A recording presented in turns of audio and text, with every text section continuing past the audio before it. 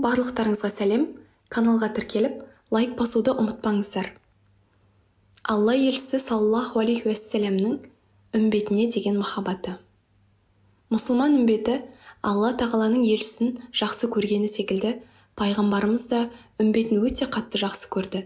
Тіпті жанындағыларды сахабаларым десе, өзінен кейін келетін біздер мен ақыретке дейінгі келетін мұсылмандарды бауырларым деп өзіне жақын тартқан. Анас ибн Малик былай дейді: бір күні Аллах елшісі саллаллаху алейхи уассалам Әбу Бәкір және Омармен бірге Айшаның үйінде болатын. Мен ол кезде жасым 15-те еді. Аллах елшісі саллаллаху алейхи уассалам: шіркін, бауырларыммен жолыққанда ғой, оларды қатты сағындым деді. Сонда Әбу Бәкір: уа Алланың елшісі, біз сенің бауырларың емеспіз бе деп сұрағанда, пайғамбарымыз саллаллаху алейхи уассалам: сендер менің сахабамсыңдар, менің бауырларым мені көрмегендер, мені растап иман келтіргендер, мені қатты жақсы көретіндер. Тіпті олар мені өзінің баласынан да, әкесінен де артық жақсы көреді. Ей Әбу Бәкір, мен сені жақсы көргенім үшін олар сені де жақсы көреді. Мұны қаламайсың ба деп сұрағанда, Әбу Бәкір: қалаймын, Аллахтың елшісі дейді. Сонда Аллах елшісі саллаллаху алейхи уассалам: менің саған деген сүйіспеншілігім үшін олар сені жақсы көреді, мен де оларды жақсы көремін дейді. Осылайша Аллах елшісі саллаллаху алейхи уассалам өзінен кейін келетін мұсылман үмбетін қатты құрметтейтінін, тіпті өте жақсы көретінін білдіріп, оларды бауырларым деп атаған. Алайда дүниеде бауырларын көрмесе де, ақыретте өзінен кейінгі келген үмбетінің баршасын қалайша танитындығын мына сөзімен түсіндіреді. Әбу Хурайра риуаят еткен хадисте Алла елшісі саллаллаху алейхи уассалам бір күні мазарға барып: ей қабір иелері, Аллахтың сендерге сәлемі болсын. Иншаллах, бір күні біз де сіздердің қатарларыңа қосыламыз дейді де артынша: бауырларымды сағындым, оларды көргім келеді дейді. Сонда сахабалар Аллах елшісі: біз сенің бауырларың емеспіз бе деп таңданады. Аллах елшісі саллаллаху алейхи уассалам: сендер менің сахабамсыңдар, ал бауырларым әлі келген жоқ деп сөзінің астарын түсіндіреді.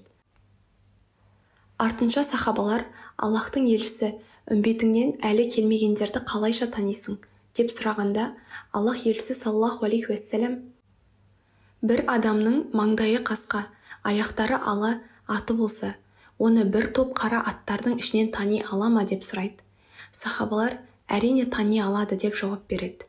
Артынша Аллах елшісі саллаллаху алейхи уассалам: менен кейін келетін бауырларым да дәрет алғандықтан жүздері мен аяқтары нұрлы күйде жарқырап келеді. Мен олардан бұрын жәннатқа барып, бұлақтың басында қонақ ету үшін күтемін деп ақыретке дейінгі келетін үмбетін қалай танитындығын, әрі оларды күтетіндігін айтқан.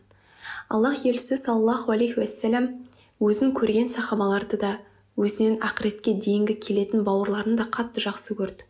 Ол саллаллаху алейхи уассалам өте мейірімді әрі кешірімді.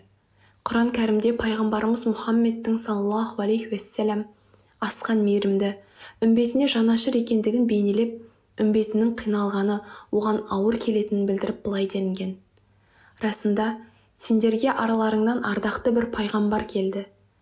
Қиналғандарың оған ауыр тиеді. Сендерге өте ынтық, мүміндерге өте жұмсақ, ерекше мейірімді. Тәубе сүресі 128 аят. Аяттағы Рауф, Рахим Аллах тағаланың көркем сипаттарын аштады. Алайда пайғамбарымыздың үмбетіне деген шексіз мейірімінен, жұмсақтығынан Аллах тағала бұл екі сипатты пайғамбарымызға саллаллаху алейхи уассаламға берген. Осы сәтке дейін ешбір пайғамбарды мұндай Аллахтың екі көркем сипатымен сипаттаған емес. Аятта мұсылмандардың қиналғандары оған ауыр келетіні айтылған. Біреу ауырса, дереу өзі баратын, немесе біреуді жіберіп жағдайын сұрататын. Аш болса, қолындағыны жұмсап, қажетін тауып беретін. Бір хадисінде: кімде-кім артына дүние қалдырса, ол туыстарына қалады. Ал кімде-кім артынан қарыз немесе бағуға мұқтаж адам қалдырып, дүниеден озар болса, қарызының өтелуі мен бағылуы керек адамға мен жауаптымын деп уәде еткен. Бір сөзінде Аллах елшісі саллаллаху алейхи уассалам: шындығында мен сіздерге әке секілдімін деп, мұсылман үмбетіне қаншалықты жақын, жанашыр екендігін әке мен баланың қарым-қатынасына ұқсатқан. Әке баласына қалай мейірімді, тіпті тапқан табысы мен өмірін соған арнаған болса, пайғамбарымыз да өмірін үмбетіне солай бағыштаған. Құранда пайғамбарымыздың саллаллаху алейхи уассаламның жұбайлары мүміндердің аналары екендігі айтылса, бұл хадисте пайғамбарымыз саллаллаху алейхи уассалам барша мүміндердің әкесіндей жанашыр екендігі білдірілген. Аллах елшісі ақыретке дейінгі мұсылман үмбетінің барлығы үшін дұға етіп жалбарынатын. Түнгі тәтті ұйқысын бұзып, жылы төсегінен тұрып, таң атқанға дейін үмбеті үшін Аллах тағалаға жалбарынып дұға тілейтін. Бір күні пайғамбарымыз екі қолын жайып, Аллах тағалам, үмбетімді қорға, үмбетіме мейірімді бол деп дұға тілеп отырғанда, Аллах тағала Жәбірейілге: ей Жәбірейіл, шындығында Раббың барлық нәрсені білуші. Сен барып Мұхаммедтің не үшін жылап отырғанын сұра дейді. Жәбірейіл келіп, жылауының себебін сұрағанда, пайғамбарымыз саллаллаху алейхи уассалам оған үмбеті үшін жылағанын айтады. Жәбірейіл Аллахтың құзырына барып, пайғамбарымыздың сөзін жеткізеді. Сонда Аллах тағала: ей Жәбірейіл, Мұхаммедке бар да мынаны айт. Біз сені үмбетің жайлы қуандырамыз, еш ренжітпейміз деп хабар жеткіздірді. Пайғамбарымыздың да қалауы осы болатын. Айша анамыз былай дейді: бірде көңілді күйін көріп, уа Аллахтың елшісі, мен үшін дұға тілейсіз бе дедім. Ол: Аллах тағалам Айшаның өткен және келер жасырын және жария күнәләрін кешіре көр деді. Айша радиаллаху анху бұған қатты қуанды. Сонда пайғамбарымыз саллаллаху алейхи уассалам Айшаға: бұл дұғам сені қуантты ма? Аллахтың атымен ант етейін, шындығында бұл дұғаны үмбетім үшін әр намазда оқимын деген. Барша пайғамбарларға жауапсыз қалдырылмайтын бір дұға нәсіп етілген. Алайда олар дұғаларын осы дүниеде қолданған. Ал Мұхаммед пайғамбар саллаллаху алейхи уассалам дұғасын ақыретке қалдырды. Ақыретте үмбетінің қиын сәтінде шапағат ету үшін сақтады. Қайта тірілгенде, қыл көпірде, есеп бергенде қол ұшын созып үмбетін уайымдап жүреді. Дүниеде баласы үшін жанын беруге дайын ана қорқынышпен үрейлі махшар күні баласынан қашатын күн туады. Міне, осындай күні тіпті пайғамбарлардың барлығы өз басын уайымдауға көшкенде, Мұхаммед пайғамбарымыз саллаллаху алейхи уассалам үмбетім деп үмбетінің жағдайына алаңдайды. Пайғамбарымыз саллаллаху алейхи уассалам қыл көпірден өтіп бара жатқанда үмбетінен кейбіреулерінің жолда қалып қойғандығын біледі. Ол күні мейірімді пайғамбарымыз саллаллаху алейхи уассалам көпірдің басында тұрады. Үмбеті қыл көпірден өтерде астындағы тозаққа түсуден қауіптеніп, уа Мұхаммед, бізге жәрдем бер деп жалбарынып жатқанда, Аллах елшісі саллаллаху алейхи уассалам: уа Раббым, үмбетім, мен бүгін өзімнің жағдайымды, тіпті қызым Фатиманың да жағдайын ойламаймын.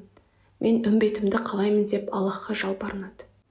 Оның жүрегі мейірімге толы еді. Оның бар болмысы боямасыз, табиғи. Жанында отырсаңыз ешқандай жайсыздық сезінбейсіз. Ең жақын досыңызбен отырғандай көңіліңізді жай таптырады.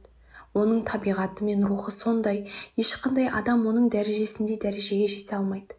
Ол секілді жүріп, ол секілді ойлай алмайды. Яғни ешқашан ол сияқты бола алмайды. Ол өзін әрқашан кішік көріп, көпшілікпен бірге отырған кездері олармен бірдей болып, төмен түсіп, жанындағыларға ешқашан арадағы көк пен жердей айырмашылықты сездіріп, көңілін жайсыз етпейтін.